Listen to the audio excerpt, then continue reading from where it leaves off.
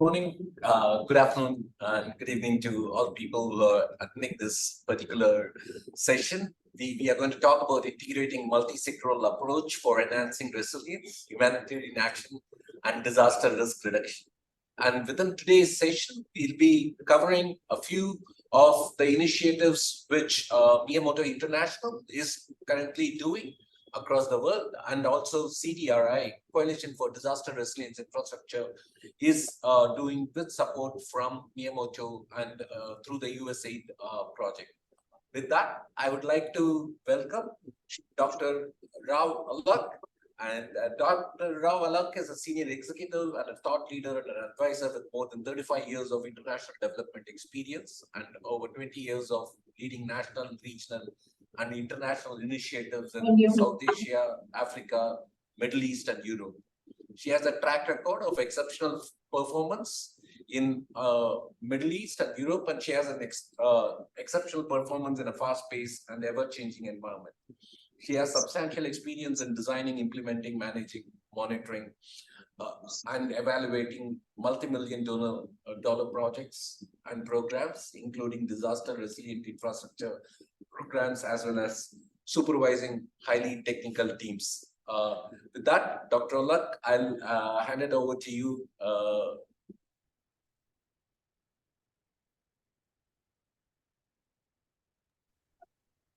Thank you so much, Mahesh, and greetings to everybody. I know we all may be in different time zones, and it is good afternoon in New Delhi. I would like to start by discussing a little bit about Miyamoto International, the company, which was started in 1946. Miyamoto International is a global structural engineering and disaster risk management company, providing critical services to sustain infrastructure and safeguard communities. We are experts in disaster resilient engineering that reduces damages and facilitates disaster recovery. Our goal is to be the undisputed global leader in structural engineering, disaster resilient engineering, and disaster management.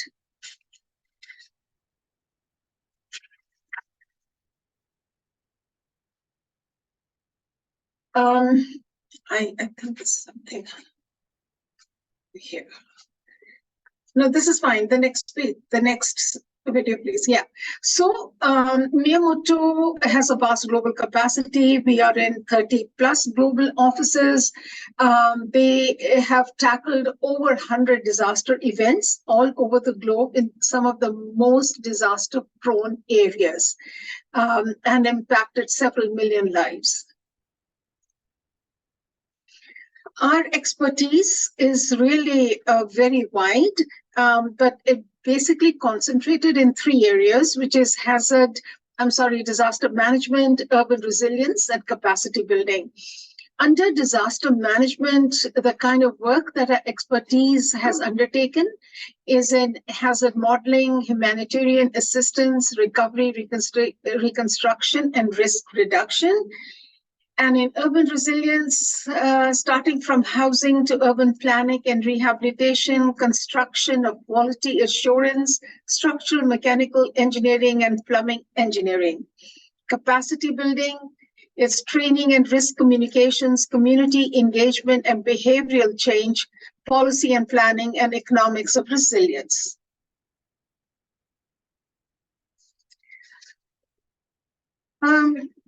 So, as I just mentioned, Miyamoto covers a vast geographical region, but at this time I would pause so that we could hear from the president of Miyamoto, Kit Miyamoto.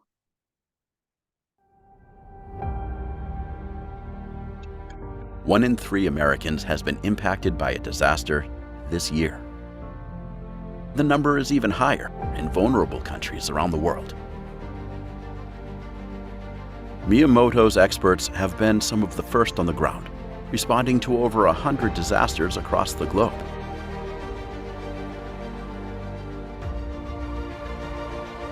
We work alongside homeowners, governments, first responders, engineers, and construction workers to assess the safety of homes, schools, and infrastructure. This data informs solutions and clear steps forward amid overwhelming chaos and tragedy. More than a response agency, Miyamoto is committed to long-term recovery. Months after disaster strikes, our specialists continue to mentor, train, and advise on reconstruction. The lessons we bring to impacted countries are lessons we've gathered from our work around the world. Here at Miyamoto, we know the best solutions come from international cooperation, from learning from each other to build homes and infrastructure that are stronger, greener, and more inclusive for all, while preserving heritage, keeping neighborhoods together, and making the world a better, safer place.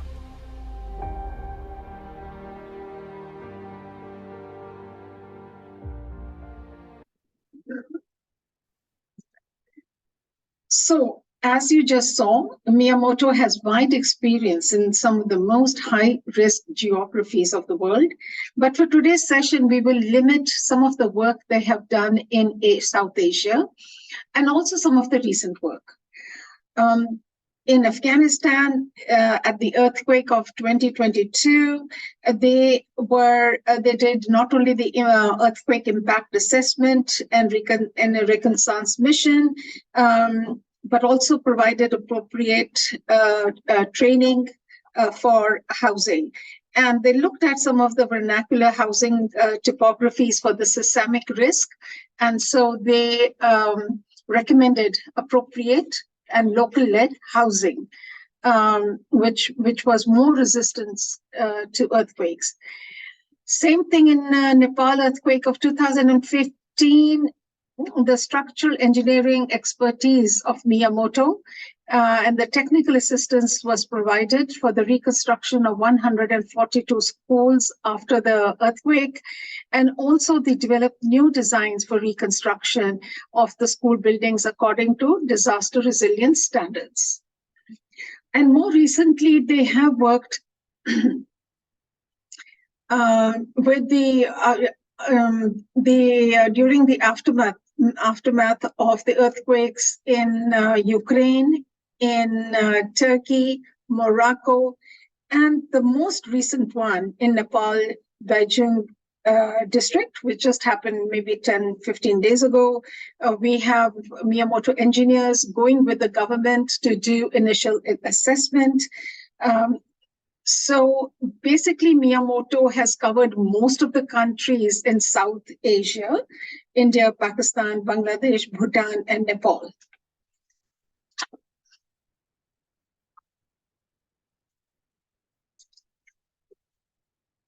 So once a disaster hits, like in Nepal, Miyamoto assembles a multi-sectoral technical working group to develop strategies for issues such as debris management, damage assessment, and permitting systems and plan check processes.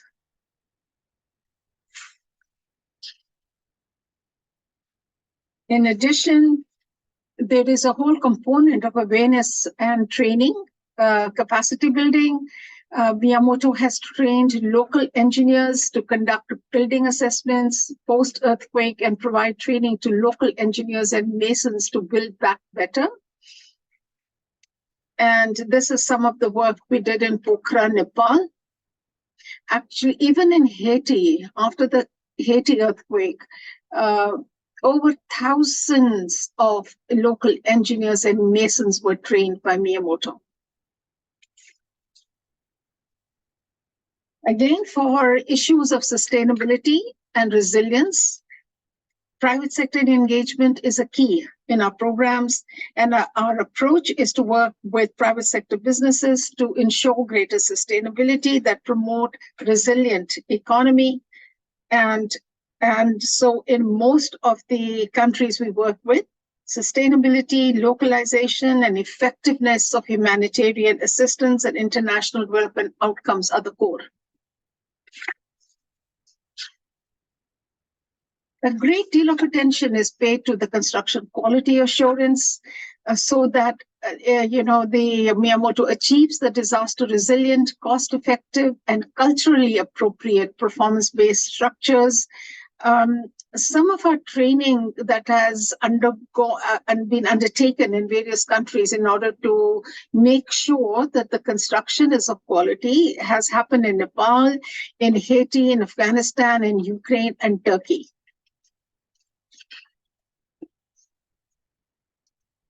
So in addition to Miyamoto International, Miyamoto also has a relief, Miyamoto Relief, which is a nonprofit engineering experts, and they mostly deal with repairing systemically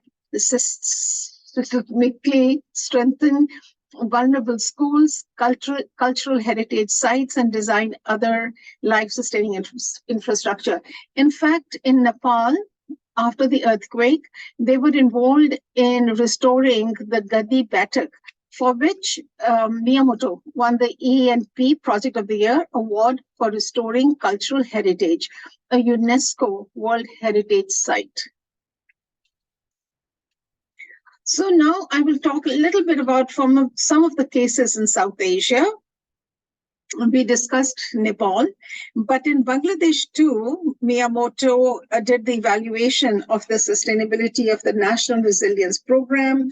They conducted high-level review and interviews with the technical teams of the local department, as well as assisted with the establishment of an urban resilience unit for Raju, Bangladesh.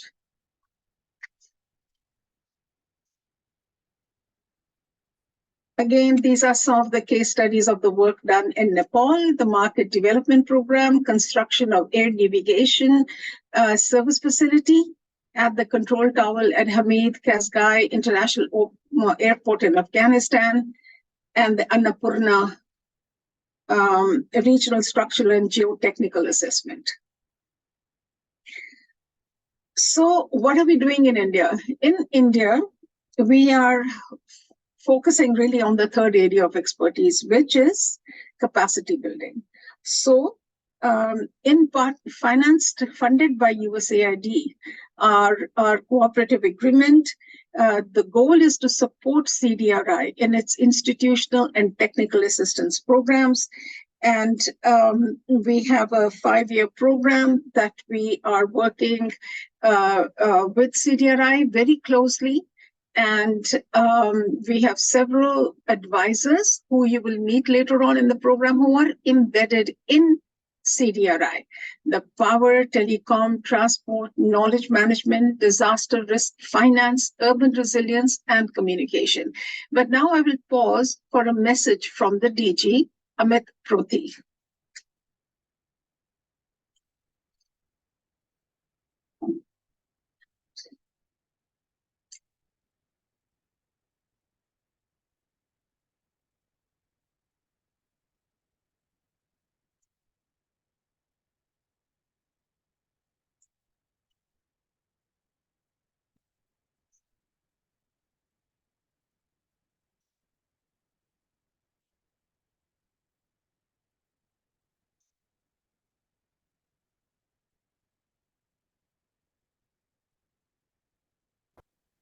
You know, you open the newspaper today and you see a flood somewhere, a cyclone somewhere, or earthquake somewhere. These events are causing a lot of destruction. CDRI, which is a coalition set up to address infrastructure resilience, is trying to understand, first of all, what is the damage being caused across the world. Our analysis is finding that the damage could be just in the infrastructure space, could be anything from $300 to $330 billion. As a coalition, we rely a lot on our members to support us both with capacity as well as technical expertise. Towards that, I'm really grateful to the US government. US government has supported us through Miyamoto International by providing expertise, experts, knowledge, examples of resilient infrastructure that is helping to build the institutional capacity of CDRI, which is a brand new organization. Such capacity will help us succeed as we go around influencing this agenda around the world. Thank you very much.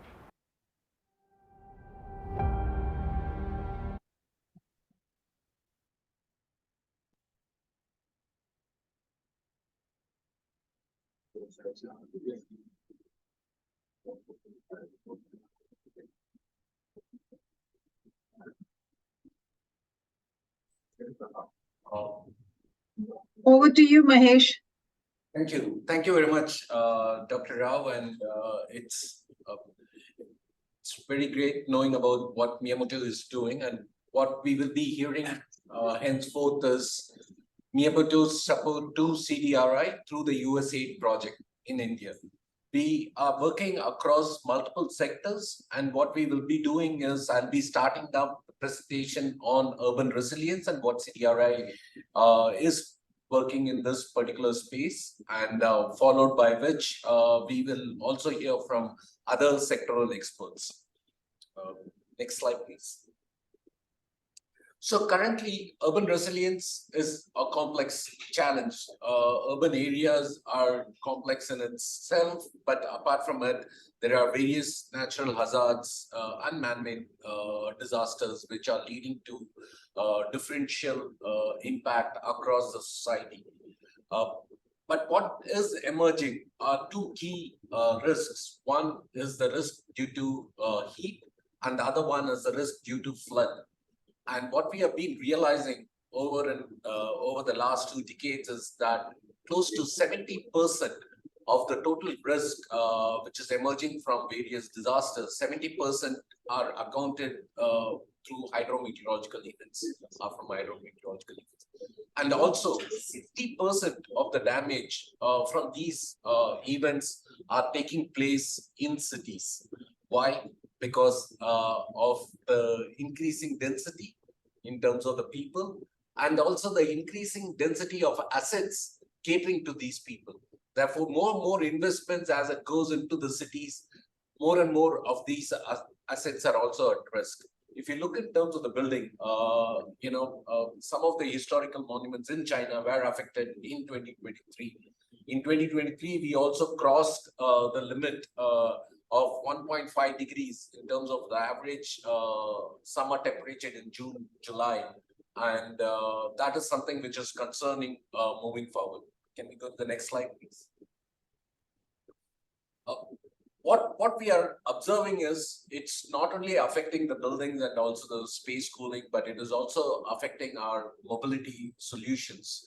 The recent flooding in New York affected the subway, which impacted people from commuting across the cities. Roads are getting more and more affected due to the heat waves. There's this melting of asphalt and bitumen which are taking place. Even traffic signals have been affected in the past. Also, there is an impact of flooding on the public transportation systems, but which includes airports, seaports, and also the roadways. Next.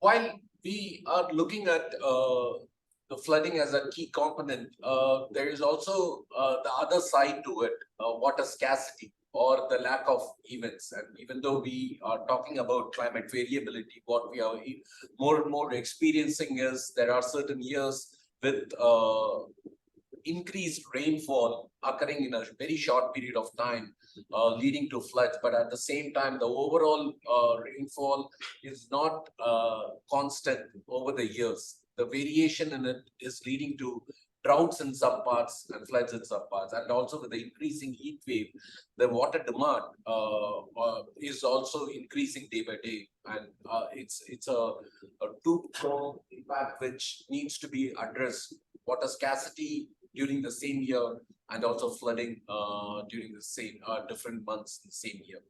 Next.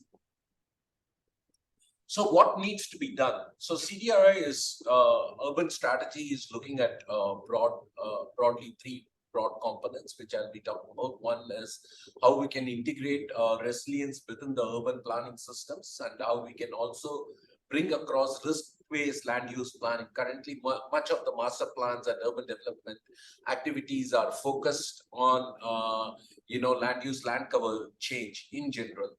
Risk is not being accounted for within these planning elements. So our focus is on how to integrate risk and how to also bring across blue, green, and gray infrastructure as a component of planning and also urban development. Next.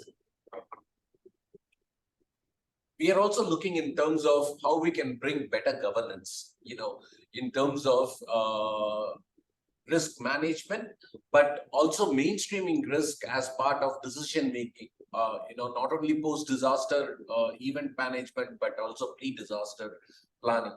How can city disaster management cells be created?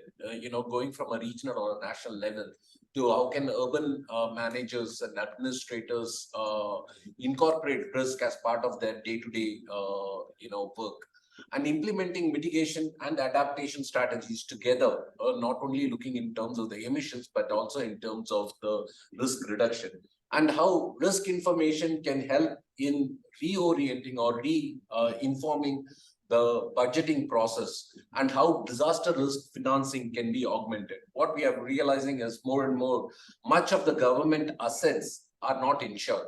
Even if they are insured as part of some of the programs which are being supported by these development banks, post the payback period, these assets become non-insured. So how can we look in terms of risk pooling as a mechanism, risk insurance as a mechanism, government budgeting as a vehicle to, even if they are not going to go about insuring, how can they allocate a certain amount of resources, financial resources, so that in events of a disaster, they can quickly mobilize these resources to help these cities bounce back to normalcy. Next slide, please. And the final aspect is data-informed decision-making. How can data support city government in that decision-making process? How we can create data platform, how we can visualize geospatial data for infrastructure planning, designing, and also operational management, and how infrastructure resilience and resilience of infrastructure can both be augmented at the same time. Next slide, please. With that, I will then hand it over to Mr. Amit Tripathi. He's advisor to CDRI in the area of power sector, and he'll be talking about building resilient power infrastructure. Amit, over to you.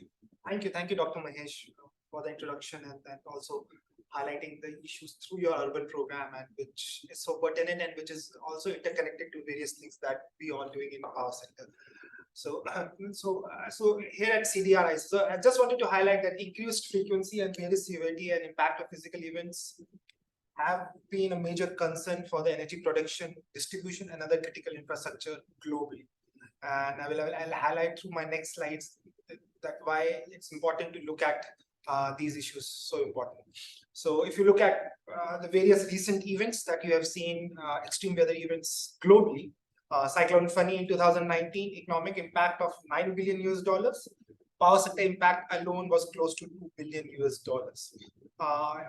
during one single event. Cyclone Winston in Fiji 2017, economic impact almost 31% of the GDP, which is around 1.3 billion. Just imagine this, 1/3 of the GDP is just wiped out in a couple of days of the event, which the amount that could have been used for other SDGs goals, other sustainable development goals. And now they have to invest and reinvest in the recovery and reconstruction of power sector specifically, and then other critical infrastructure. Hurricane Maria, Puerto Rico, 2017, again, economic impact of almost $91 billion. Superstorm Sandy, USA, economic impact of almost $60 billion US, which highlights that it's not just limited to the least developed countries, small island developed countries, or India. It's the phenomena, the impact is universal all across the globe, and critical infrastructure and the economy and the society are facing a lot of stress around that. Annual economic loss, according to World Risk Index in 2021, to Pacific states alone was approximately around $1 billion US, which is about 5% of combined GDP, which is again the point that I want to reiterate, the same amount that could have been used for other sustainable development goals. But things won't get better. As per GAR 2022 report, 40% of there will be increase in number of disasters during the Sendai framework period, which is 2015 to 2030, and that increase would be almost more than 40%, which is significant and which requires a lot of attention and hard work in order to ensure resilient economy and infrastructure. Just to highlight a few numbers more in order to highlight the issue around which we are working. The private sector sales loss during these extreme weather events is approximately $82 billion per year. And household losses could be varied from the 2.3 billion to 190 billion, depending on the various parameters and benchmarks. So that's something which is there. Thank you so much for the next slide. Now, the important question is how to ensure resilience in power sector and energy sector specifically. What are the dynamic trends? Trends are risk are driving system designs and adaptation in a very wrapped and critical way. It's very confusing and it's very interconnected systems. Interactions are across multi-jurisdictional and subsystems, which are very critical, as Dr. Mahesh has just highlighted in his slides, and my colleague Kiran will be highlighting in his subsequent transport slides as well, that these all systems operate not in silos, but they are interconnected, and which impacts overall efficiency of the system. Then overcoming the system vulnerability, supply chain vulnerability, resource vulnerability, and market vulnerability is something which is very crucial for power sector, because, for example, for Pacific 6, energy security is a bigger resilience issue. Is also one of the biggest issues than actually the impact on the transmission and distribution infrastructure space. Then also integrating the equity consideration, which is important, equity from the Jesse framework, equity from the various other, because at the end, when extreme weather event happens, the impacts has a sort of a mostly the impact happens on the most vulnerable communities and the section of our society. What are the things to consider? How to sort of define and design a system and ensure that there is a resilience in that. Some of the key takeaways and bullets on that is to identify and find where is my network is at the greatest risk. You can't make everything resilient. It costs, it's expensive, and also it takes time. And different institutions, different countries have different ability to sort of to do it. So that's why prioritization is very important, and that's why the identification of which is my network, which is at the greater risk, which requires our effort in order to making it better. What infrastructure should be prioritized for hardening? This is something which I just mentioned, and how much downtime can be expected for the critical infrastructure. This is, as a society, as an economy, as a society, as a country, is very important for us to sort of define ourselves that we are operating in a critical infrastructure, power, health, urban, some of the things and services that they provide are life-saving and life-giving thing.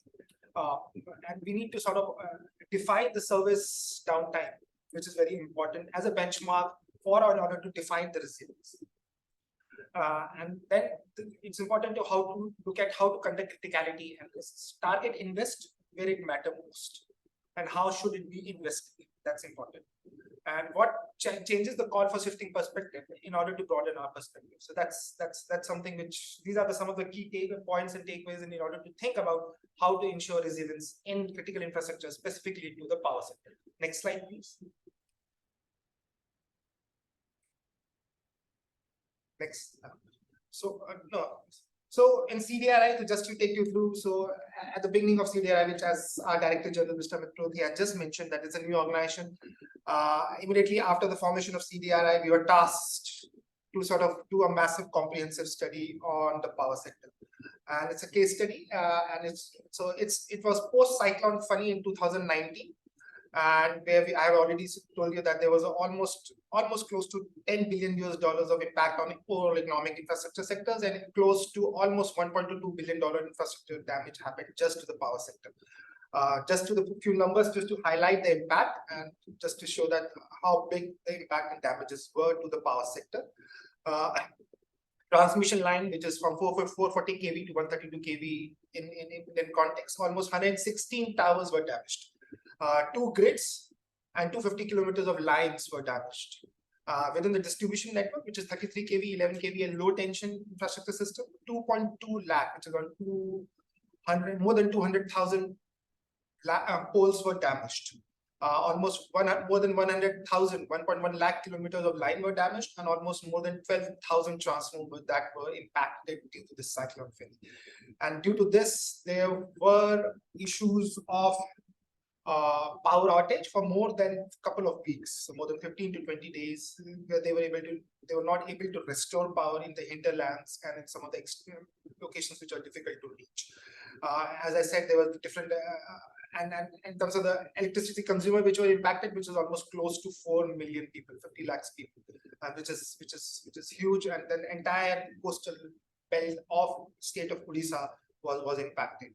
And this has been happening to Odisha regularly. It's on the eastern coast of India, which is unfortunately have to bear the brunt of cyclones every year. And as I said earlier, these numbers and these severity has been increasing day in, day out. What are some of the things that we observed during this this extreme weather event? It was very difficult to give early warning indicators because it was formed in pre-monsoon season. So it was a bit critical and was difficult. The gale wind speed was almost 175 to 185 km per hour, with the gusting speed of 200 km per hour. And I want to highlight this specific thing because as per the wind zone map in India, the state of Odisha lies under the wind zone map 5, where the gusting speed is approximately 160 to 180 kilometers. So there is a need and urgent change required in order to understand the severity of the storms that's going to come in the future. Old tower standards are not upgraded due to the above wind speed, because I said the wind zone map were not updated, so the standards weren't updated, and which got reflected into the building and designs of these old transmission and distribution towers that we have just discussed, which got impacted and damaged during the cyclone Fadil. And of course, there was a high wind and torrential rains, which also induced the flooding and other issues. Next slide, please. So what we did and how we designed the study. So it's a comprehensive study. So we designed into 3 components, component 1, 2, and 3. Where component 1 specifically looks at the disaster preparedness and management of the existing infrastructure system without making any much major changes or hardening of infrastructure in Odisha and power sector. It was primarily focused on the preparedness and survival, recovery and reconstruction, and society community resilience. Component 2 specifically looks at the risk mapping and improvement of infrastructure, so which is primarily looking, as I discussed earlier, to identify which networks in my whole asset basket are most vulnerable. So for that, we did a risk identification and estimation. We then looked into the codes and standards and designs and regulations which require updation and which requires any changes in order to reflect to the changes in the risk and future scenarios due to the climate change. And looking at the technology innovation which would require in order to achieve the resiliency in the infrastructure assets that were built by the power sector. Then component 3 specifically looks at the institutional capacity and financing for resilience. So it's primarily looks at the risk governance of the power sector with respect to the disaster management preparedness and climate risk. As it's a very tightly regulated and controlled space, the power sector, as you people will be aware. So it's governed by its own set of rules. So it's important to look at the risk governance framework for that specific sector with respect to disasters. So we have looked at specifically looked at the risk-based governance and policy development, looking at the financing of these resilience and adaptation measures which we have suggested in component 1 and 3, and also looking at the capacity mapping and development and knowledge management that is required in order to do the better knowledge distribution and in order to build better capacity and strengthen it in order to do that these assets are secure in future extreme weather events. Next slide, please. So what are the way forwards that have come out from our study till now? So these are some few buckets, the 5 buckets, which I've been also speaking about in other slides as well. Strengthening infra resilience governance, which is very important. We have to focus on improve outcomes. We have to also, as a sector, create a comprehensive roadmap. We need to integrate resilience in the design, in planning, and in building of the assets, and also in the operation and maintenance. And we need to develop tools to support these legislation and regulations in order for them to be better informed, in order to do better decision making. On the risk assessment and resilience planning side, it's very important, as I said earlier, identify and manage risk, update and introduce regulation codes and standards, which I've highlighted in earlier slides that it's very important. Like in case of Odisha, we have not been updating the wind zone map adequately on time, which gets reflected into design principles and which get reflected into constructions of these towers and transmission line. It's important to adapt whole of the system approach. It's important to look at the other critical infrastructure which are interconnected with the power system. Power utility interacting with water utilities, power utility interacting with the transport utilities, power utilities interacting with the health infrastructure is very important in order to define and manage the identification and managing those risks. Then aligning outcomes for regulators and utilities and owners. It's important that we need to sort of align all the outcomes where everyone at the same level playing field, both regulators, utilities, and then to improve data collection and sharing, it's very important. It's the most difficult part also. Dr. Mahesh would know better. Yeah, it's very important to integrate disaster and climate risk into the maps, which informs others part of infrastructure build out. And then equitable access and standardization of natural hazard and climate risk data and early warning systems to across different sectors and society of the world. And then educate financing and mechanism. It is important to incorporate resilience risk into the infrastructure investment. Very important. And educate financing needs to be provided by the public entities in order to showcase and do the early seed funding in order to showcase the benefit of resilience investment. Develop tools to justify resilience economy benefit that outweighs its cost, which is very important because in a regulated entity space, we need to justify any additional investment that we do in order to why it's important to spend extra.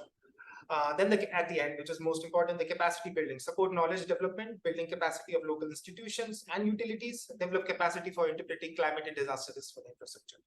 So that's it from my end. Thank you, Dr. Mahesh. Thank you, Ahmed, for taking us through the power sector. Before jumping into the next presentation, I have a question for you.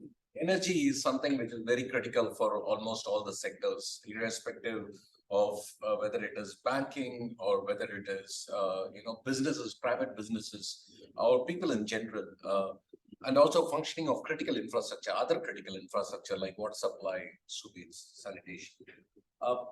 How do you think stakeholders can collaborate around building power sector resilience, which is mostly driven by the private sector in many of the places? So, as I said, Mahesh, of course, the power sector, no matter whether it's in developing country or developing economy, it's a regulatory entity space. It's regulated by government, by public institution in order to deliver a service, which is then corporatized through the means of model concessionary agreements, and then these services are. And what's very important in order to ensure that these critical infrastructures are very well connected and understand the power sector in order to deliver these critical infrastructure services is the regulation and interagency coordination of these different things that you're working in silos. For example, if there's a power utility in a city and you have a couple of 2 or 3 big critical health infrastructure that's being built in some of the areas, then based on the risk profile of those things, it's very important for them to also interact and coordinate with the power utilities as well. Because it's at the end, they need redundancy in the system. They need to ensure that the assets which are delivering, for example, power to that health infrastructure is built as per the best standards.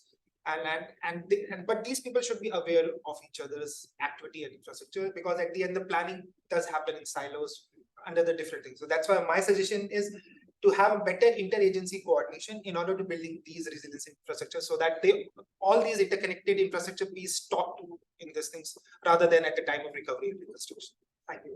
Thank you. Thank you very much, Ahmed, for that interesting insight and also options for building power sector resilience in collaboration with other stakeholders.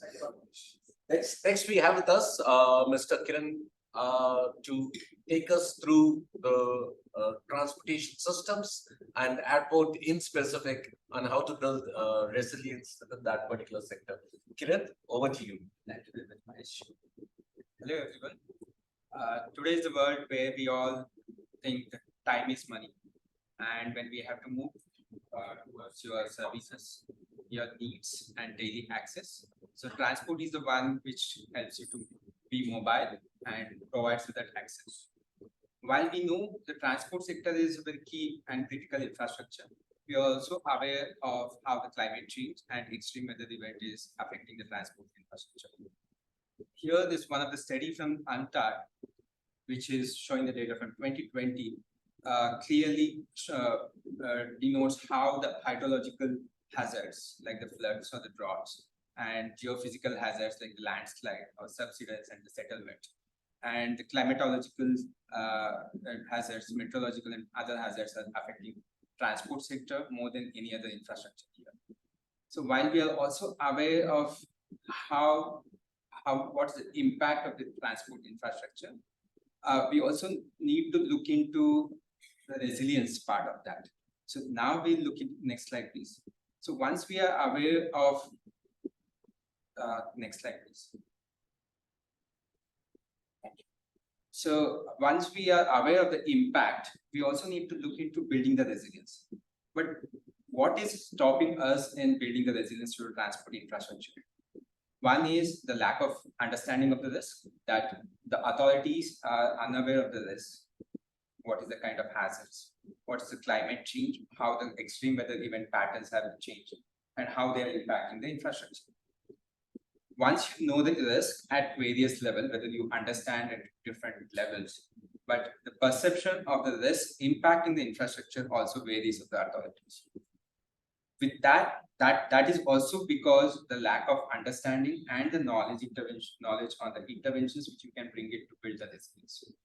Without all this, once we the risk assessment itself is a failure if you are not having proper data. With all of this, in spite of having that, there is a barrier which is the funding towards that. How are we going to fund the interventions which we have identified, and who is going to fund that? And the biggest question is whether we need to invest on the resilience intervention is also a big question there. At the governance level, it is also about how the policy and regulatory frameworks are made and whether it is connected with other agencies and all the stakeholders are consulted in those. When we have done all these things, we need to communicate clearly to the stakeholders as well as top-down approach and the bottom-up approach, which will help us in adapting the local interventions or the global best practices to the local problems, which as a solutions. Once we see all these barriers as a whole and we try to look at a solution to that, we see the people asking the question whether the climate change is a real problem or whether the adaptation and resilience intervention which we are proposing is really worth that of an uncertain event in the future. For any financial institution, a certainty is something which provides them a rationale to invest. And climate change and extreme weather event and the changing the patterns and the impact of these events is very uncertain, and therefore that question will remain unresolved and it becomes a barrier for building the resilience of the transport infrastructure. Next slide, please.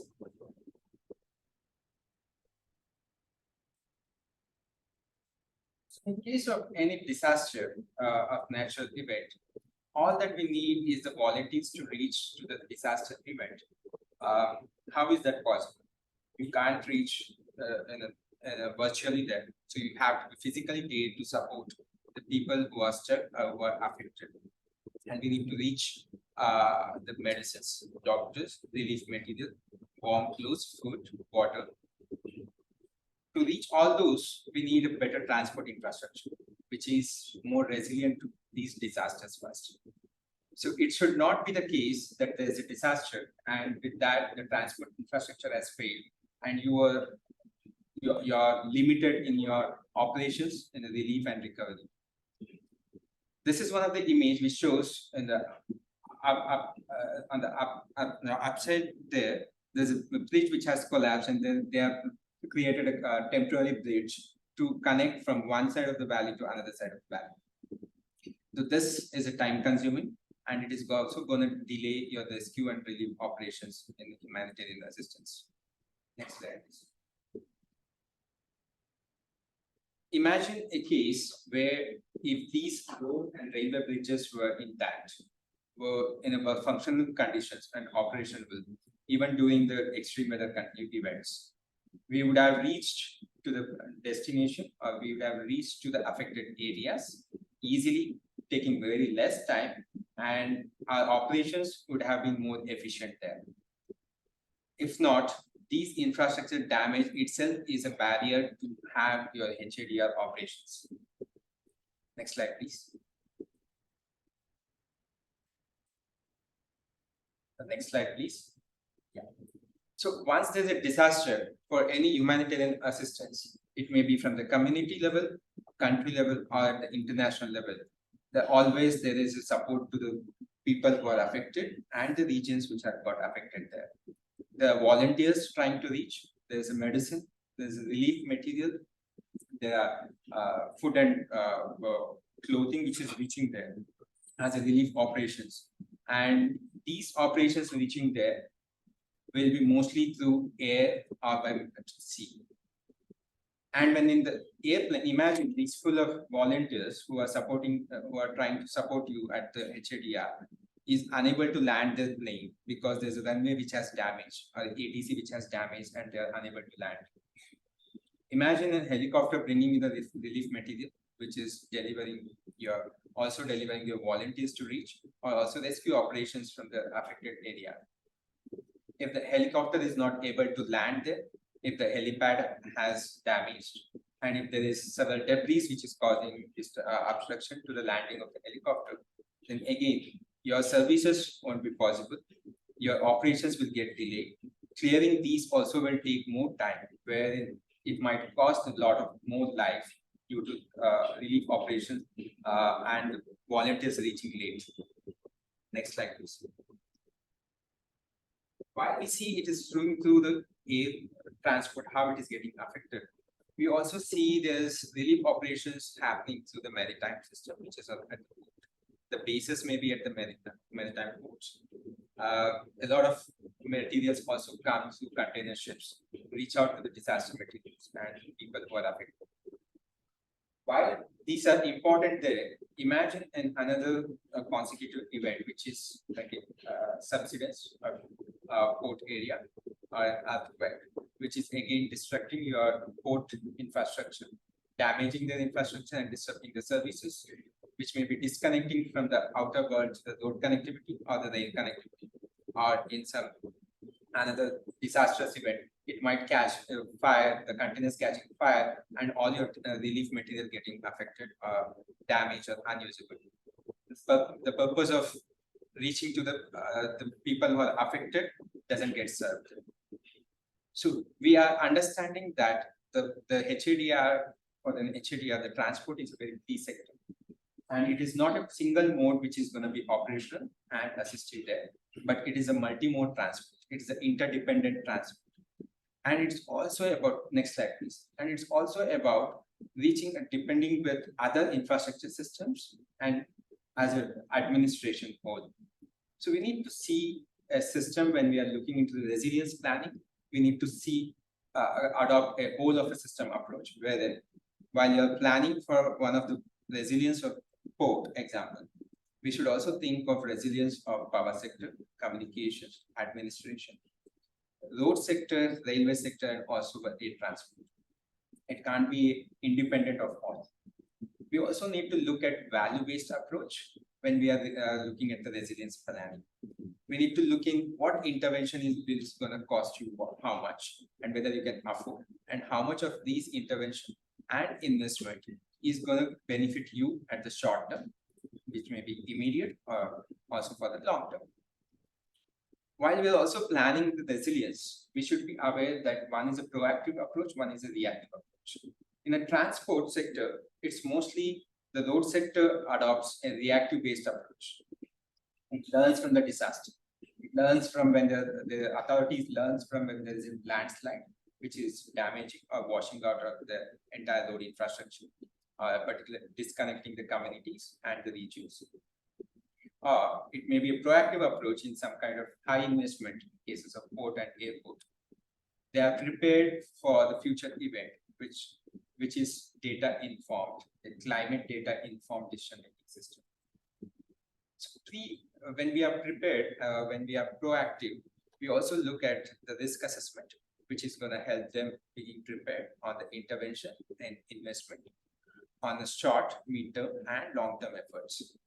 While on the reactive approach, there is a loss which has already happened, which has loss to the system, loss to the authorities, loss to the on the investment and infrastructure. But there is a good part of that is there's a learning which is arising from these disasters, which will be improving your systems on resilience plan. Next slide, please. My previous sectoral experts also highlighted on how important the data is and the stakeholder engagement and being preparedness, and they also highlighted the finance. This is because the resilience is across the sectors and it doesn't happen over one sector. I can't be saying that I'm working on the transport sector and I sideline the urban, power, communication, healthcare sector. I have to be mindful of who are my stakeholders, who are my end users. I need to be informed of my risk and my infrastructure's vulnerability through a periodic assessment on what are my risks and which has to be prioritized and where I need to be involved financing and what kind of interventions required for resilience building in that. And climate data plays a key role in this. This informs establishing standards, benchmarking our specifications and services, and also preparedness in terms of establishing an improved standard operating procedures and evolving and improved disaster management plans, which is informed through the interagency and cooperations. The resilience planning has to be beyond jurisdictions, and that's how the collaboration is very key. Ensuring finance is one of the key things for any of your resilience building. And like I said previously, the post-disaster learning assessments are one of the blessings for us to learn and adopt and evolve with a better intervention and identify what is adaptation and what is maladaptation. Next slide, please. Quickly go through on what we can go through that, like highlighting on airport and seaport resilience. We need to be proactive in terms of accessing the climate data, having collaborations with different agencies, research organizations, and climate analytic climate institutions. We need to share the data. And once we have the climate data, we need to assess our vulnerability and risk of our infrastructure. So we can, our decisions are climate data informed. Upon understanding our risk and resilience profile of our infrastructure, we also need to understand what is our investment mechanism, how we need to invest, and what kind of intervention we need to adopt. This comes to, again, on the climate data linking, evolving and updating, as well as revising our existing standards, codes of practices, and material specifications. The quality of material and construction also plays a key role in kind of infrastructure to ensure resilience. For any kind of infrastructure development, there's also a planning which happens there. It may be the master planning or a disaster management plan, which we are evolving there. On the master planning side, we always forget on what is beyond our boundaries. For example, for an airport, if we are having a risk assessment of an airport, we should not limit ourselves to the airport boundaries. We also need to look beyond that. How is the land use planning evolving? What is how the development beyond your boundaries are going to affect your jurisdiction or your airport boundaries then?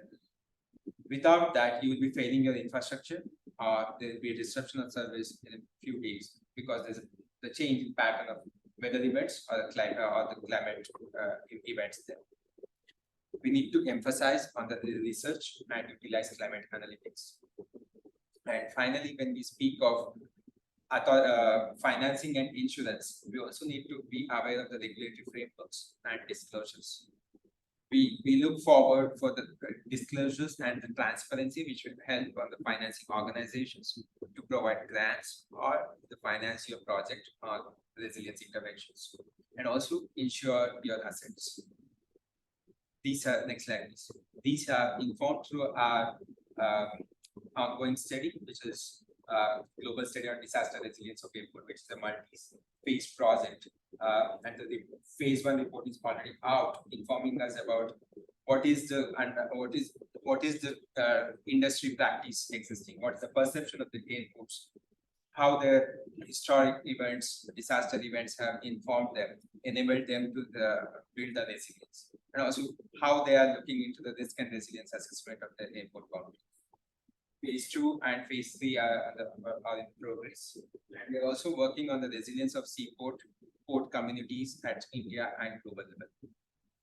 Thank you very much.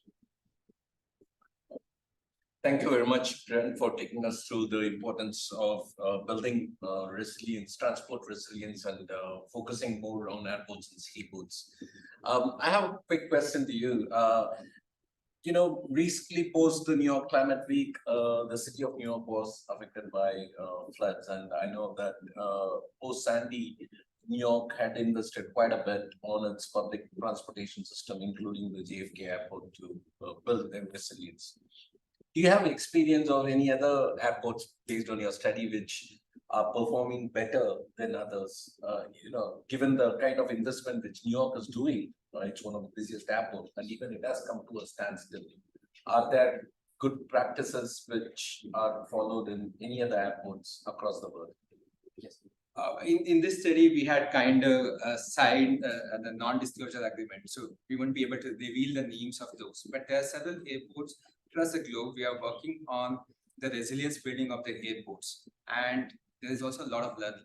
In India, there are being airports which have been self-reliant on the power on the mitigation side. But there is also been lack of, maybe in the planning, they missed out on how the land use planning beyond the boundaries affected their operations. Unless it was disrupted, the services were disrupted, we didn't understand, we have to look at the holistic level. And we can't be, like I said before, we can't be just focusing on airport infrastructure. We also need to look in how the urban sprawl is happening. The airports are mostly beyond the city limits. Most of the times it's on the floodplain. So that also affects airport operations. We need to be understanding of how the land use planning is evolving and changing the patterns there. The hydrological features, the drainage features are affected. For any airport to be resilient, the cost is a major factor which will become a barrier, how much I can invest. So when we are having understanding on the risk, we also look into the pattern of what is the weather event which is happening 5 years, 10, 50 or 100 years. There's a pattern which is preponing. 100-year event is happening at 80 years. And there's the 10 days of rainfall which is happening on one day in few hours, which also happened in New York. So it's an example. So we are not prepared for that kind of extreme weather event. When we are also preparing the finances in kind of barrier for us, so we always suggest that we need to understand what's the threshold. And like Amit was also mentioning, what is my downtime time I can afford? Airports can't afford to have a downtime for days. Even for an hour, like busy airport like JFK, 1 hour of downtime, a disruption actually causes a lot of financial and economic losses, not only for the airlines or airport. Beyond that, there are a lot of stakeholders engaged in.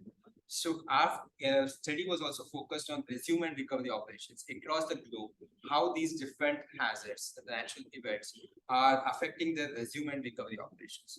And our planning has to be in a way to reduce these recovery timing and resume operation timing, so that the disruption of services is minimized.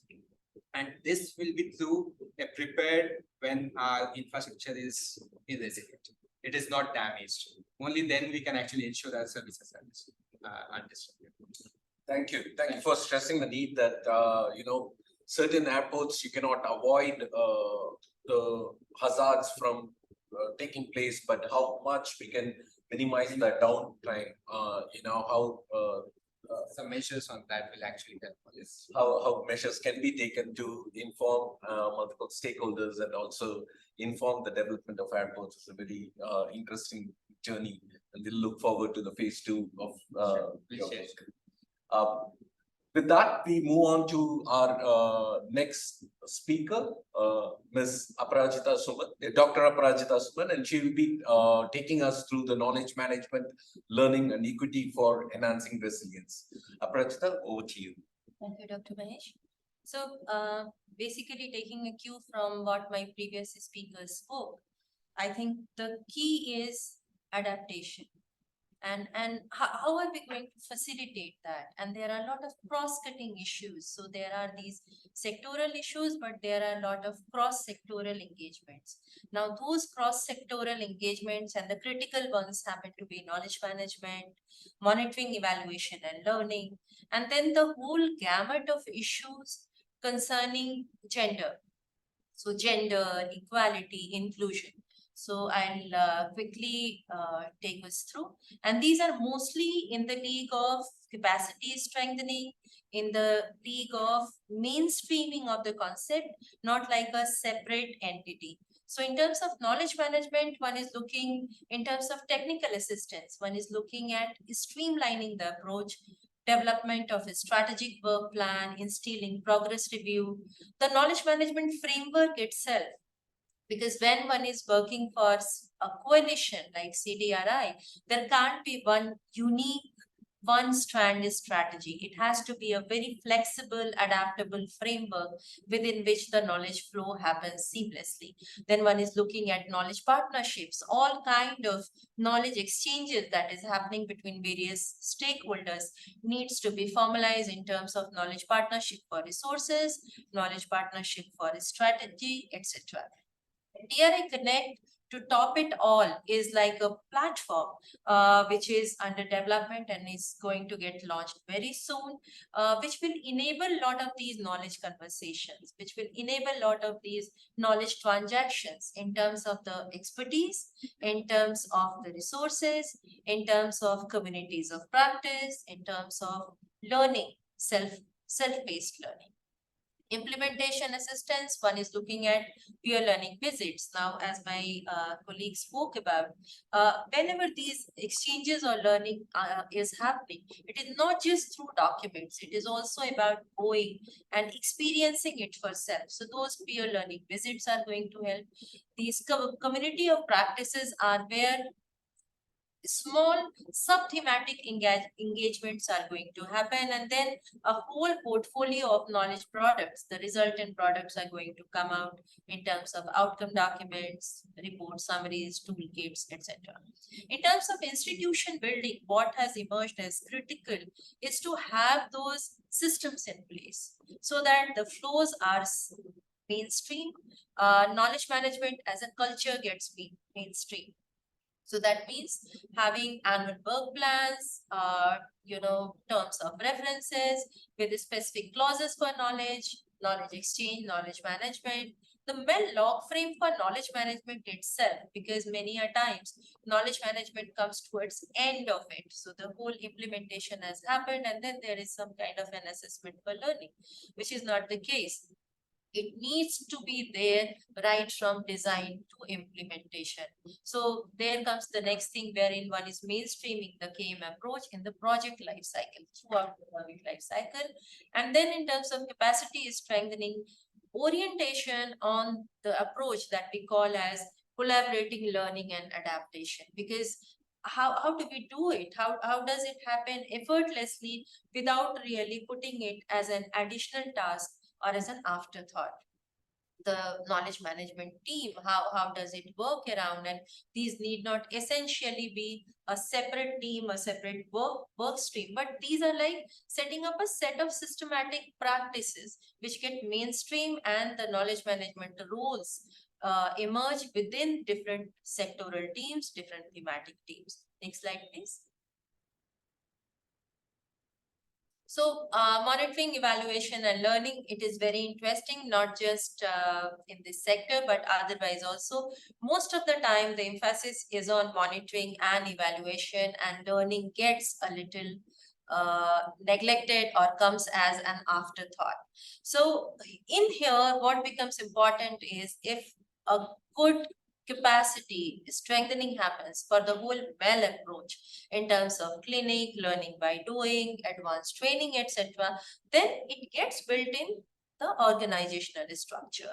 And then there are these neatly defined profiles for assignments pertaining to monitoring, even within various sub-teams and projects, in terms of supporting supervision, and more importantly, to build in that element of quality to data, because accountability is very, very important when one is looking at amalgamating hordes of work being done by various projects. So to instill that quality of data, it needs to become part of the project KRAs, become part of the timelines. Framework, of course, MEL framework, I think this is something that is talked the most about, so I need not emphasize on it. The results framework, the MEL plan, etc. But the last part of it, which is learning program evaluation, is something which is very, very important. And this is where knowledge management and MEL, they come together, because case studies, pause and reflect, annual, after action reviews, etc. They just don't become a deliverable or, a stage of program implementation. Rather, they are there as part of the logical flow of any program, wherein these are informing the next stage of programming. The learnings are getting imbibed when the next stage of program moves. Next, please. Gender equality and social inclusion, of course, it is always the undercurrent, but this needs to be sometimes also very importantly to be structured as part of the project delivery. And that is where the mainstreaming of the whole GESI approach becomes critical, as part of the strategic work plan, as part of the action plan, as part of the annual work plans, and also as part of all the conversations that are happening. So, even all the capacity strengthening attempts for GESI are to build in that element of sensitization across the program delivery, where people are aware to the concerns of gender, aware to the concerns of equality, and are very, very conscious to ensure that the whole approach is very inclusive. One is really proud that the whole well plan and the framework, the way it has come by as part of CDRI, is very, very engendered, and the program indicators also reflect the sensitization of the whole coalition to it. And of course, the aspiration is to set up a kind of a resource center that will have all kind of learning resources around GESI, with specific emphasis on DRI context. Thank you. Thank you very much, Dr. Aprajita, for taking us through the MEL framework and how it can actually inform and the program and the practice. I'll just have one follow-up question. How much amount of monitoring and evaluation is sufficient enough? Too much is sometimes not feasible. You end up more time spending around monitoring and evaluation. Too little doesn't inform you, right? So, I mean, my years of experience, whatever has told me is that, we need to facilitate. The bottom line is facilitate. Bottom line is keep the learning agenda alive. Because the emphasis, as you rightly said, is on creating a program, is on monitoring it. And then somewhere learning becomes an afterthought. But if the learning agenda is alive, then the impact gets informed by the learning. And yeah. Thank you. Thank you very much. I think that's very important to that you highlighted the need for focus towards learning rather than the focus towards or the monitoring and the evaluation leading to the learning rather than the other way around. With that, I'll move on to our next presenter, Mr. Viraj Desai, and he'll be taking us through the risk communication and advocacy for enhancing resilience within CDRI. Viraj, over to you. Thank you, Dr. Mahesh. So what I will be speaking on today is something which we see in our daily lives, something which impacts us, something which is visible to the eye, and something which I think common man, as well as anyone who is even remotely associated with any of the sectors that all of the previous speakers were talking about, has at one or the other point of time seen the impact of these disasters and climate issues. So effectively, this screen that you're viewing, it's just a little preview of what you see in your headlines or in your newspapers every day. And this is something which has been picked up from different let's say different point of time. Some are more recent and some are little dated. But the point of the matter is that you would see a lot of these now being a very regular feature. You will see a part of most of the newspapers or let's say most of the publications that you will see. you will always find a mention of some of the other climate issues or natural hazards or disasters, which are striking, very, very consistently. Next slide, please. So effectively, our role to support CDRI is effectively, based on 4 pure parameters. One, of course, is the power of the conventional media. The second is the aspect of social media. The third is the website and a lot of other microsites, which I'll just talk about. And the last is, of course, the collaterals or the kind of designs which are there. So let me just focus on the first 2-3 elements, primarily. So as CDRI is a coalition of 4 member countries now and 8 other organizations, there is a lot of interest from different parts of the world.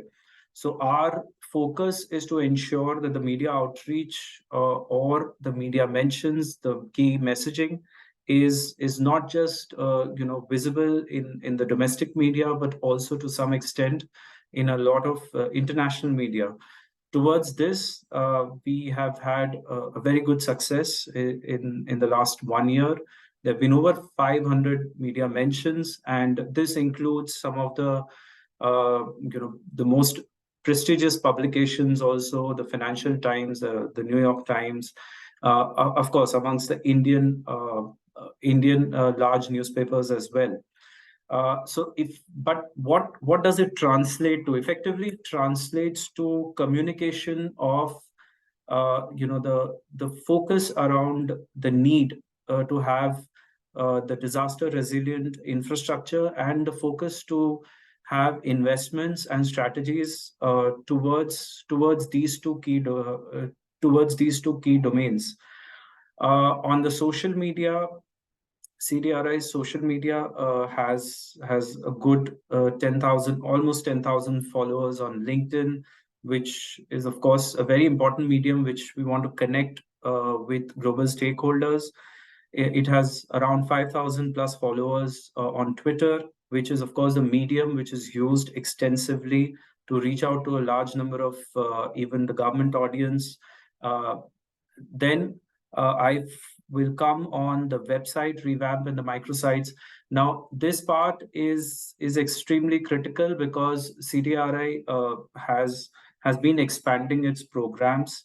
The programs are not just in let's say, not just on one part of infrastructure, but they cover a gamut of infrastructure, as all of the previous speakers have spoken, on airports, on power, on urban, on water, and other programs. So CDRI is focusing on, and there are other initiatives like youth initiatives, and besides that, an initiative called the IRIS, which focuses on island states.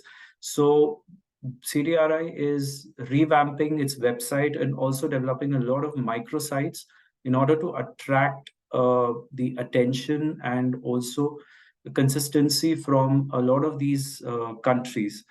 Lastly, we have been engaged in not just augmenting, which is increasing the collaterals that we have on different sectoral programs, but also just improving, ameliorating all those collaterals. Next slide, please. Okay, so this is a slide I have inserted to talk about what are the media trends and why it's important for us to focus, a lot more on media engagement and also the social media. Now, we are all aware as to the kind of digital spends that we are witnessing. There is most of the media houses globally have all gone, online. Online is the medium of even not just readership, but also in terms of advertising. So the same we are trying to do. We are engaging with a lot of online portals, publications, not just in India, in other parts of the world. There is, of course, a mass digitization which is happening, the 5G part, which is taking place in India right now, but a lot of other countries are also catching up. In addition, there is a lot of consolidation of business models. So a lot of the media publications are also joining hands in order to not just survive, but also have more readership, more number of users, and there's general an explosion of content. So effectively, as a communications professional, you are supposed to catch the attention of the viewer or the reader with as short a message as possible. We are also trying to capture a lot of short videos. We are putting it out on the social media platforms. It's the age of the influencers and impactful storytelling. So because the sector focuses heavily on infrastructure, climate, environment, and such related domains. So we have been focusing to get a lot of these influencers or impactful storytellers to write the messaging. Given the part of DRI being so complex, we have been trying to engage with a lot of these storytellers. Lastly, the part about using artificial intelligence, which is the predictive AI in public relations, is already catching up. So there is usage of artificial intelligence tools by by the public relations agency to help us with any kind of crisis. Next slide, please. Okay. So one last thing which I wanted to highlight, which is of course not there, the kind of impact we've been able to achieve in terms of the media outreach and in terms of communicating to a larger audience. So just to highlight that CDRI has found its mention and its messaging has been resonated even during the most important forum, which is the G20 forum earlier this year in India, where this disaster risk reduction working group, there was a consensus amongst all the countries to work towards early warning and also towards financing systems. Thank you. You, Viraj, highlighting the importance of media and communication, especially within CDRI, and also what the trend and the kind of reception which this particular topic, the disaster risk resilience, is getting globally. So just a quick question to you. How far do you think resilience as a concept is resonating? Of course, within the global media, there is an increased mention over the past couple of years. But based on your experience, what do you think the word resilience and how people are interpreting it and reacting to it, both within the regional media, within the country, but also within some of the regions where resilience may not, I mean, in other countries where resilience may not be a common word which is widely used. Right. Thank you, Dr. Mesh. So basically, we are still a long way to go. I mean, of course, the G20 forum, which happened this year, which I just mentioned, it did have a lot of resonance amongst all the countries that there is a need to work on these things. But we are still a long way when it comes to making resilience a common terminology. Like, just to highlight, we hear or we see a lot of things on climate, on environment, every single day. And as I was just showed the slides on, the newspaper headlines, but we see what is going on. We don't see what action is being taken. So in that sense, there is a lot of there is a lot of work still to be done. However, having said that, I think institutions like CDRI or even similar such institutions can do a lot in bringing both the private sector together as well as the relevant government stakeholders. And one last thing is, I really feel that we have the power of the social media. It's not just a tool to communicate. I mean, just to give a little perspective, I think all of us get an instant update if there's an earthquake in, let's say, in Morocco, or if there's a hurricane in US, or even flood somewhere distant in Southeast Asia. So if we can get to know the information, regarding what is going on, uh, why not the media and the social media can be used by the different set of stakeholders, as I was saying, the government or the private sector, or even the sectoral practitioners, to highlight some of those best practices in a simple manner, which is understood to a larger audience, and maybe some of the lessons that we have learned from disasters, because I mean, the number of disasters are only increasing. So why not talk about what are the effective steps, on those platforms, and inform the larger public.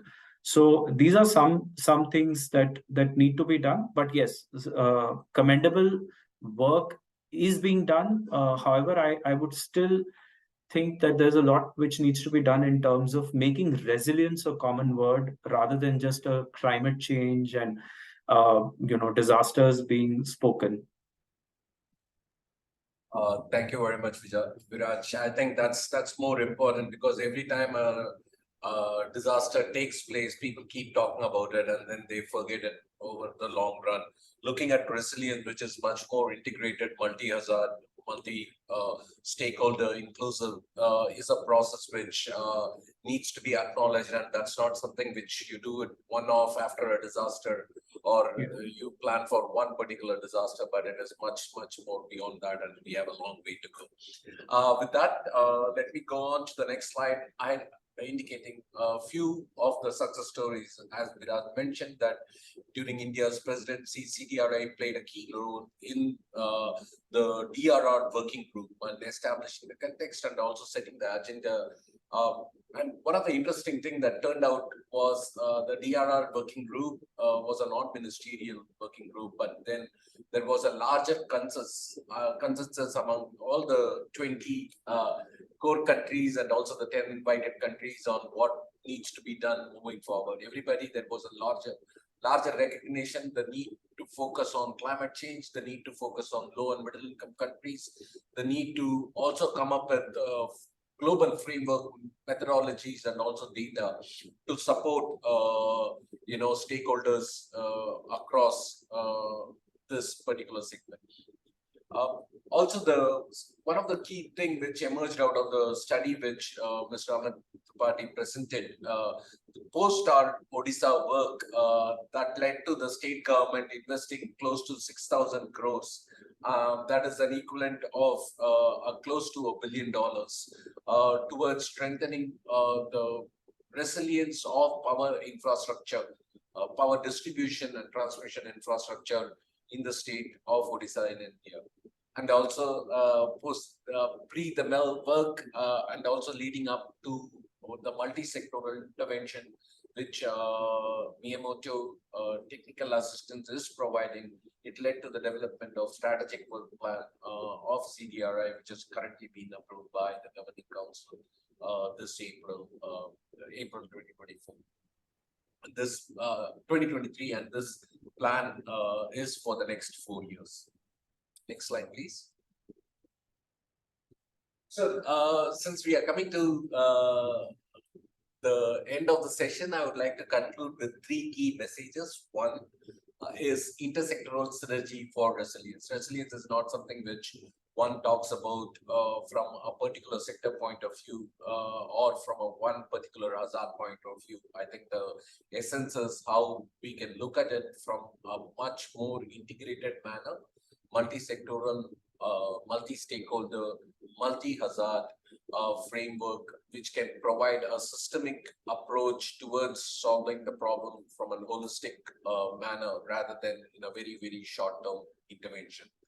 Next slide. The second key message which is emerging throughout is informed decision making. Whether we are using monitoring and evaluation for learning, or whether we are doing some kind of a technical study to inform the status of airports globally, or the status of power sector, power distribution and transmission, or for matter, urban areas where all these services come together.